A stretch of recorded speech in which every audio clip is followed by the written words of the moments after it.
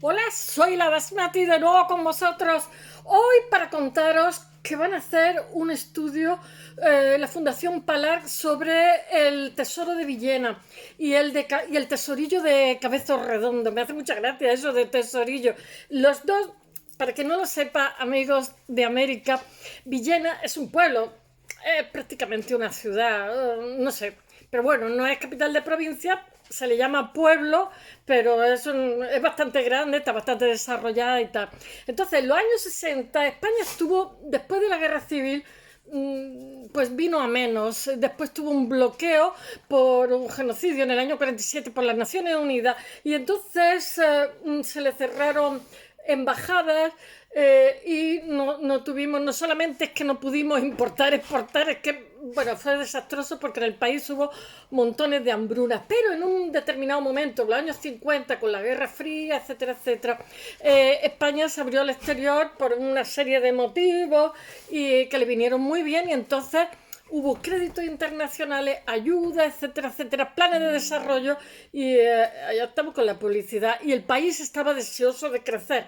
Entonces salió fuera la democracia cristiana, más cristiana que democracia, hubo un cambio de ministro, etcétera, etcétera, hasta el año 57-58, en que fue la primera vez que hubo una creación de riqueza, sobre todo por otro cambio de ministerio con los tecnócratas de López Rodó, etcétera, pero sobre todo había muchísimos millones de españoles en el exterior y entonces lo que inyectaron a la economía fue el turismo y los emigrantes hicieron que el país más unido a los créditos internacionales, etcétera. Bueno, conclusión, en los años 60, que es donde me ubico, porque estoy haciendo una síntesis, pues ya hay un boom, o sea, el país quiere crecer, hay una voluntad de crecer y la gente tiene voluntad de no irse a ningún sitio y luchar por lo suyo, ¿no? Entonces, en este contexto que he creado es donde se descubre este tesoro de Villena en el año 63.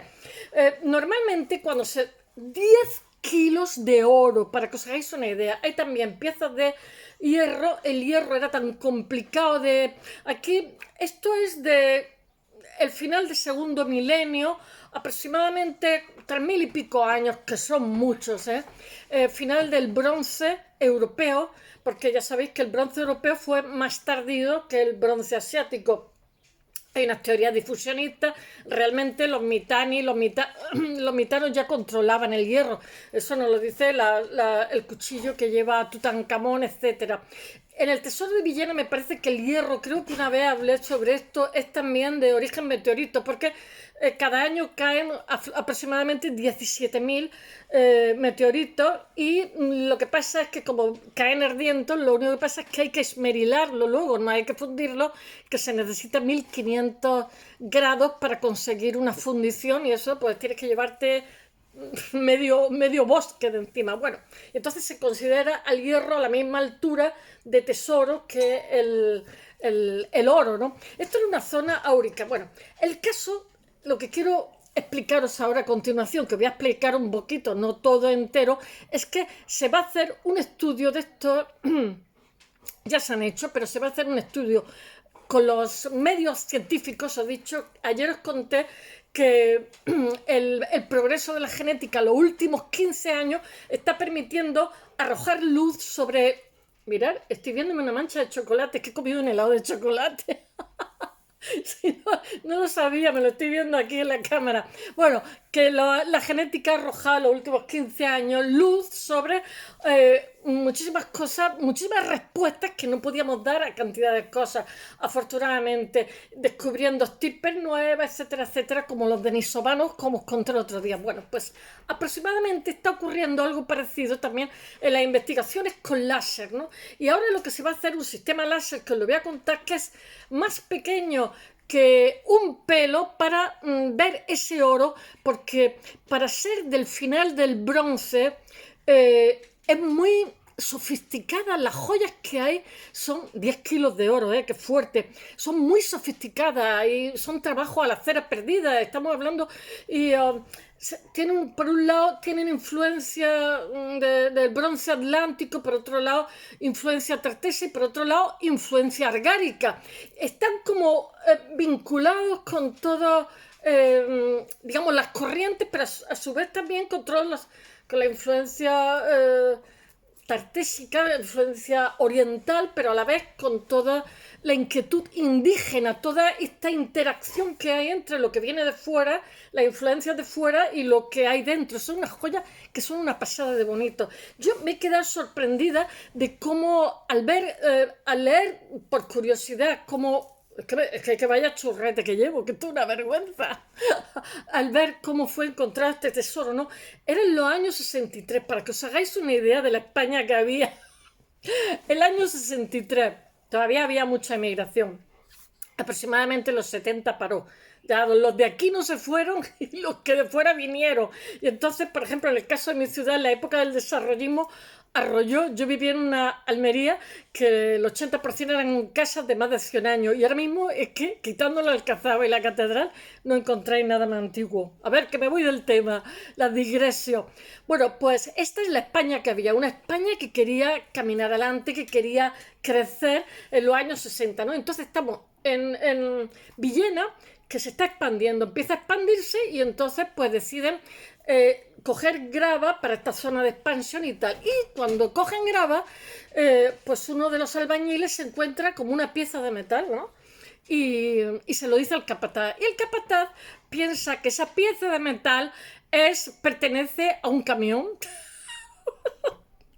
Los camiones que eran del Cámbrico o del Plioceno, porque vamos, los camiones que había aquí se hacían, para que os hagáis una idea, había tan poco combustible que era como, no sé, una cosa muy rara. Bueno, conclusión, el hecho real es que el capataz pues dice, pues mira, vamos a colgarlo aquí encima de una púa para que cuando venga el conductor y tal, que le falta una pieza del camión que lo coja. Entonces pasó por allí otro albañil, estaban trabajando por cico, ¿no? Con la grava, sacando grava porque el pueblo se hacía más grande y tal. Entonces dijo el albañil, uy, este cacho de metal, y se lo llevó a su casa. Y la mujer de este albañil dijo, esto se lo voy a llevar yo al joyero, porque esto yo creo que, esto es una joya. Dijo el otro, no, que es un trozo de camión rústico que tenemos. Y entonces el joyero dijo, no, esto es oro, pero además esto es un brazalete de oro.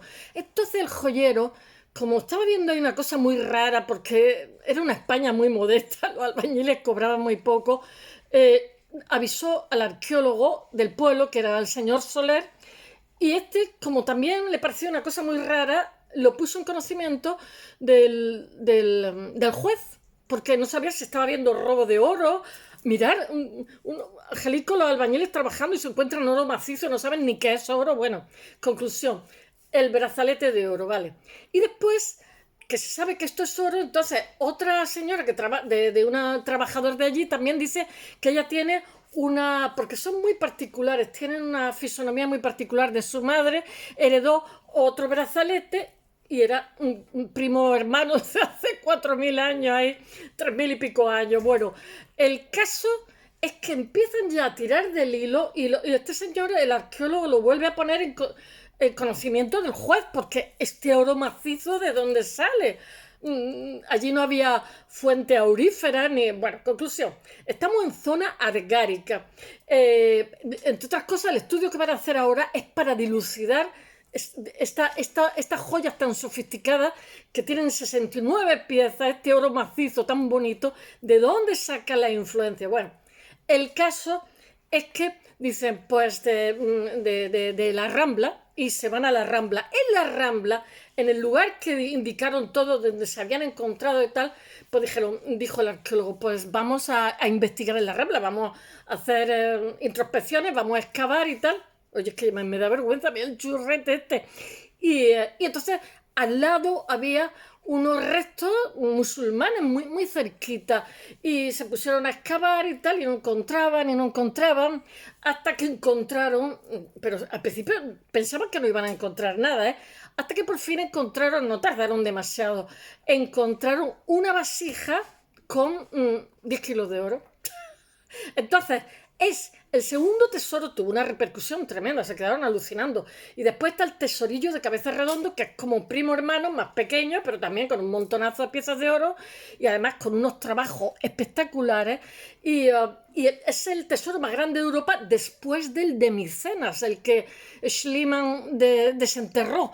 Y es espectacular. Entonces, a pesar de que se le ha estudiado y se ha visto todo, ahora quieren utilizar unos métodos para investigar exactamente de dónde viene el oro, de dónde viene la plata con la que está aleada, etcétera, etcétera, de dónde viene cobre, etcétera. Quieren verlo con más profundidad para poder ubicar de dónde viene todo esto, porque claro, obviamente el entorno con el paso de los miles de años cambia. Entonces suponen que puede venir de un guardamal de Segura, no sé qué, suponen que a lo mejor había yacimiento aurífero allí, o sea, suponen muchas cosas. Y además, si veis, son como piezas raras porque hay unos brazaletes preciosos, después hay unos cuencos, todos además tienen como bolitas, como agujeritos, o sea, como bollitos, muy bonitos. Y después hay otros que son como restos de un cetro, son absolutamente, es como un viaje al pasado, absolutamente espectacular de bonito. Y se encontraron, normalmente se excavan estas cosas, era una vasija que estaba llena totalmente, había algunos de plata, pero la plata, al tener un suelo alcalino, sí que sufrieron daño, cosas que el oro no, pero han sido restauradas, etc. Mira, es tan espectacular estos dos tesoros que se han hecho hasta un duplicado porque los japoneses han querido que se exponga allí otros países de Europa y entonces consideran que es una cosa demasiado valiosa como para que viaje por ahí y se ha hecho una réplica exacta para que pueda ser expuesta en otros lugares y han sido expuestas en otros lugares. Bueno, voy a ver si os hablo un poquito. Entonces todo esto va a ser ahora investigado con la Fundación Palar que está ha hecho público el que se sepa que quieren investigarlo, que es una técnica poco agresiva, poco invasiva, para saber exactamente todo esto de dónde proviene, si esto es argárico, porque estamos al final del bronce, casi en el final del segundo milenio antes de Cristo, y si esto tiene influencia argárica, porque esto es una zona también argárica. Esto tartésico, ¿dónde viene esto? Porque son una joya sofisticadísima. Bueno, voy a ver si os lo cuento un poquito. El tesorillo de Cabeza Redondo, yo tengo aquí una chuleta que después cuando voy a buscar las cosas no sé dónde está. Es un hallazgo que se hizo en 1963 en Cabeza Redondo, que está a 4 kilómetros de Villena. Es un poblado argárico, no, a 2 kilómetros de Villena, está todavía más cercano. Está compuesto por 35 piezas de adorno personal, que son una diadema, un anillo, 5 brazaletes, colgantes, cuentas de collar, cintillas. Estoy viendo la chuleta porque no me lo sé de todo. Un pequeño lingote de oro, etcétera. Y que alcanza el lingote 150 gramos de peso. Y se piensa que formaban parte de los materiales de un orfebre debido a la presencia de los lingotes. Se ha especulado muchísimo sobre la estrecha relación del tesoro de Villena que os he contado, que tiene hasta un meteorito, creo que se estuvo hablando de él, y el tesorillo este que está al lado. Debía ser que había buenos artesanos allí o que había fuente aurífera, no se sabe exactamente. Pero lo que sí se ve es un trabajo exquisito, enorme, exquisito, de buen gusto. El tesoro de Villena es uno de los hallazgos más sensacionales de la edad de bronce, del final del bronce, con una influencia de montones de sitios. Está formado por 59 objetos de oro, plata, hierro, ámbar, que tiene un peso de 10 kilos. Esa magnitud lo convierten en el tesoro. Estos tesoros se enterraban porque venía algún peligro y entonces ante el peligro estaba entre la grava y cuando se pusieron a sacar grava para construir el pueblo, para ampliarlo, se lo encontraron. Este peligro, pues normalmente el dueño lo escondía ahí y si pasaba el peligro lo recogía, pero normalmente como no lo recogían el peligro suponía que se habían cargado al dueño. Bueno, en el tesoro hay una vajilla, tiene cuencos, es el más importante de España y el segundo de Europa, solo superado, como os he dicho, por las tumbas reales de Micenas en Grecia que descubrió Schliemann. a finales del siglo XIX, que os he hablado montones de veces y que seguiré hablando. Destacan las piezas de hierro, ya que son las más antiguas halladas en España y corresponden a una fase en la que el hierro se consideraba un metal equiparable, un metal precioso equiparable al oro, por tanto atesorable. Lo encontró en 1963 el arqueólogo, no lo encontró el arqueólogo, lo que pasa es que esto tiene un proceso como os he contado. Pero bueno, este arqueólogo que se llama José María Soler fue el que estuvo luchando ahí y tal, José María Soler García, creo, en la Rambla de Villena, en Alicante, y tiene similitudes con otras piezas de oro que se han encontrado relativamente cerca, pero no exactamente. Este tesoro es muy singular. Desde entonces ha sido pieza. La suerte es que no se la han llevado a Madrid, porque es que cada vez que hay un descubrimiento de este tipo, a Madrid y a Barcelona. Vale, hasta luego, Lucas. Como la dama de Elche, como las cosas de Almería, etcétera, etcétera. Y después vas, preguntas por ellas, ni saben. Bueno, un país muy centralizado. Está en el Museo Arqueológico de Villena. De su hallazgo se hizo eco la mayoría de los medios nacionales e internacionales del extranjero, como Francia, Alemania, Estados Unidos, etcétera, etcétera. El original ha sido expuesto en Madrid, Alicante, Tokio, Kioto. Existen dos copias del conjunto exactamente iguales que han sido usadas para exponerlo sin peligro, mientras que este se conserva permanentemente en una vitrina blindada en el Museo Arqueológico de Villena. El oro es un metal que es indestructible, es uno de los elementos químicos menos reactivos ante los agentes externos, lo que significa que no se oxida, no se corroe, ni siquiera el fuego puede destruirlo. Bueno, el fuego a determinada temperatura sí que puede destruirlo, puede transformarlo, y tiene un carácter así mítico, eterno. Y ¿qué puedo deciros? Además tiene un color que embriaga mucho, su brillo, su maleabilidad. Mi madre se pasaba la vida fundiendo cosas y haciéndose pendientes nuevos. Los ves en fotografía, parece que tenga una colección de pendientes. Y es que había buenos artesanos que por poco dinero tú le enseñabas una fotografía y te cambiaba el pendiente por uno de moda. Bueno, hoy eso ya no es posible porque son más caros. Sí es posible, pero te cuesta más dinero. Hace que haya sido el metal más codiciado por la humanidad desde el descubrimiento. Y sus secretos, precisamente, lo que intentan ahora es desvelar los secretos de estos tesoros. Es el proyecto que va a hacer la Fundación Palar de que el oro en la Edad de Bronce, análisis y composición y procedencia de los objetos áureos de Cabezo Redondo, Tesorillo y el Tesoro de Villena. Esto es una maravilla porque nos vamos a enterar de montones de cosas que es una duda que nos corroe a todos, porque este tesoro es simplemente espectacular. Está financiado por esta Fundación Palar y participan investigadores del Instituto de Investigación Arqueológica, Patrimonio Histórico, yo que sé, de la Universidad Miguel de Alicante, un montón de gente.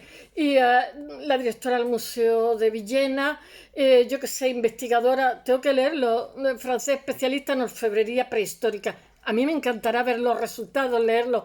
Va a ser maravilloso enterarse de dónde viene el oro, quién se supone que lo hizo, etcétera. Porque claro, siempre en arqueología nos estamos moviendo en un mar de hipótesis que algunas veces son a los 2 días, cuando hay un avance científico, quedan descartadas para ser sustituidos por otras.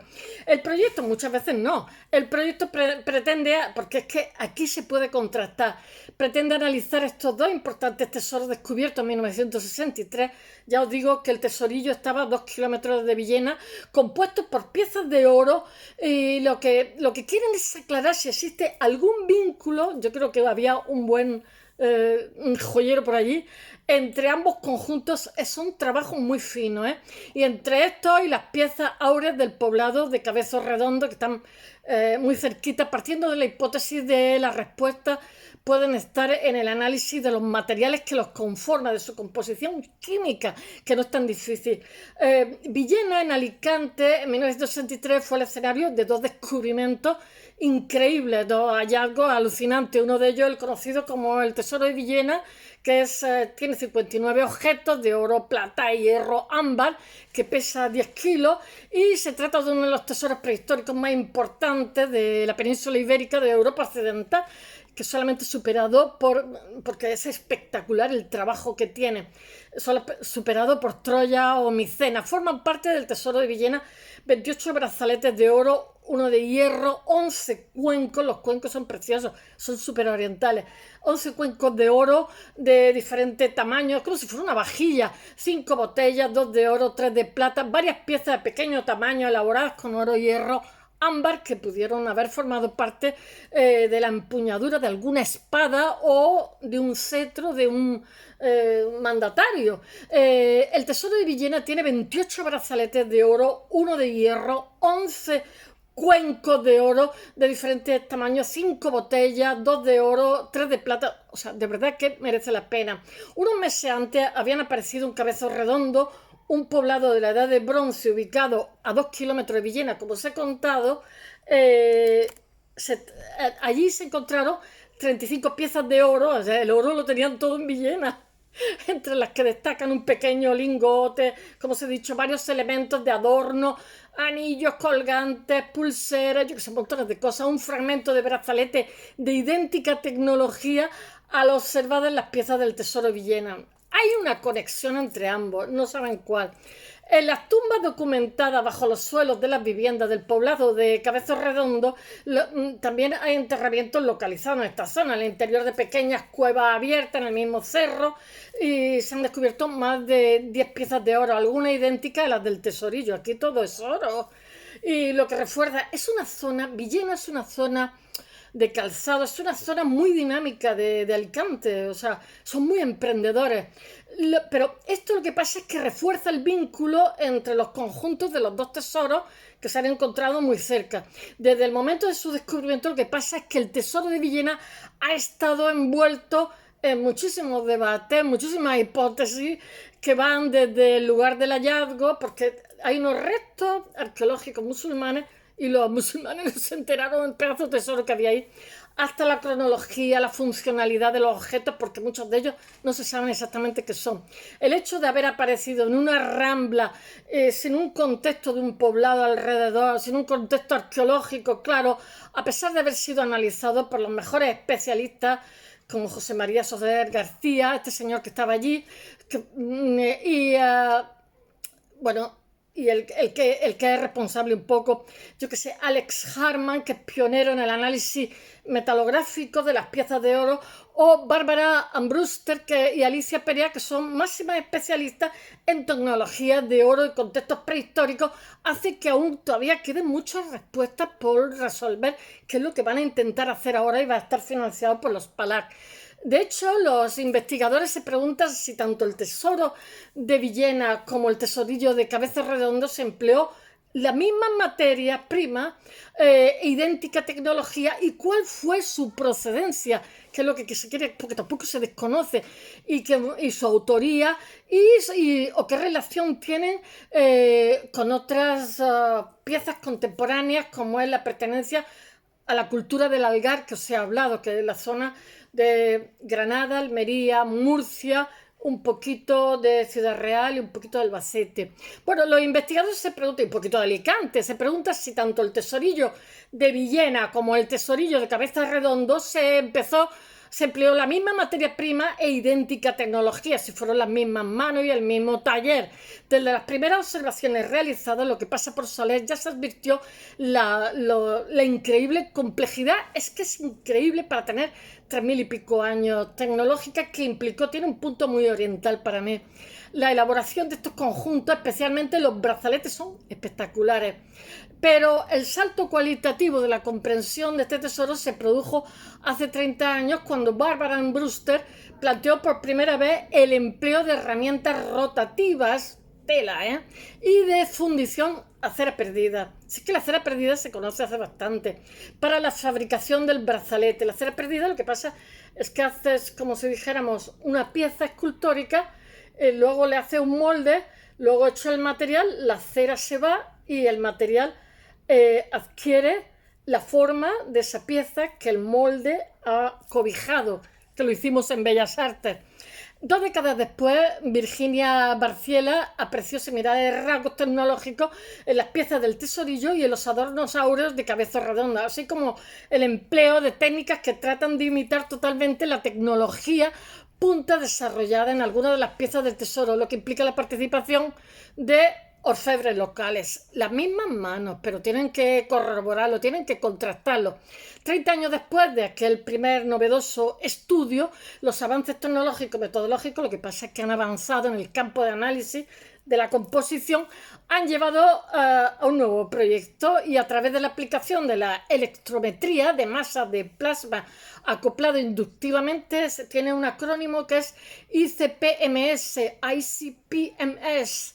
El equipo pretende caracterizar las piezas de una forma hasta ahora totalmente no conocida y es poco agresiva. Esta técnica lo que pasa es que permite determinar todos los elementos químicos e incluso aquellos que se expresen en parte por millón, que son precisamente los que permiten conocer la procedencia, que es lo que nos interesa, frente a otras técnicas que solo permiten conocer la caracterización básica o requieren siempre un complejo traslado de las piezas al laboratorio, la combinación del ICP-MS con la ablación láser portátil, PLA, que toma una muestra del grosor de un cabello humano. Lo que pasa es que ofrece la oportunidad del conocimiento que situará estas piezas de Villena a la altura de otros tesoros analizados con estas mismas técnicas y que van a dar muchísimas más respuestas, como la de la necrópolis calcolítica de Varna en Bulgaria, que es importantísima, que me ha salido en mi examen, o los de Troya, Turquía, o los del Carambolo en Sevilla, que os he hablado también. La combinación del ICP y el EMS con la ablación láser portátil en el estudio de los conjuntos de oro de Villena, lo que pasa es que lo situará a la altura de otros que han sido analizados con las mismas técnicas. Si quieren saber la respuesta, afortunadamente la sabremos. El conocimiento de la circulación de objetos y tecnología a través de las antiguas redes de intercambio resulta importantísimo para la comprensión de las sociedades prehistóricas, sobre todo las que se desarrollaron durante la edad de bronce en Europa, que estamos al final del bronce y casi tocando el hierro.